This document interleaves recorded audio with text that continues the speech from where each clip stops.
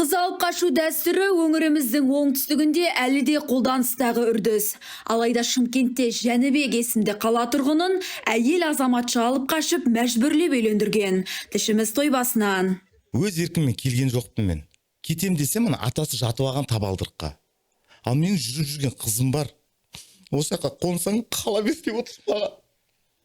Япшамайды, мен балдызым жынды ғой. Ешкім үйленбеп еді. Өзі барып алып қашып келіп тұр ғой күйеу баланы. Равноправие деп қақсап жатады еді ана бір қатындар. Мәл, равноправияның көкесі саған. Өзім осы үйге келін болып түскен кезде, осы үйдің жағы қызын алған кезде, қызын алған замандарда патриархат тұғым. Кейіннен білмеймін ғой қалай матриархат болып кеткенін.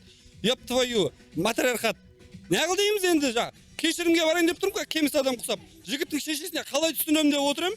Как раз осындай ұлды алып қашып кететін кино шықты ғой, қазір бүкіл кинотеатрларда болып жатыр дейді. Қолынан келсе алып қаш деген. Сол киноға апарам, мощный комедия көріп алып, настроениемен шығады. Сол жерде киноны өмірге айналып кететінін айтып берем ғой енді. Кешірім берсе берді, бермесе ұлыңыз екі қабат уж деймін де, не деймін басқа енді. Гапон, не қылдыңдар? Босай доқ жинап алайық та.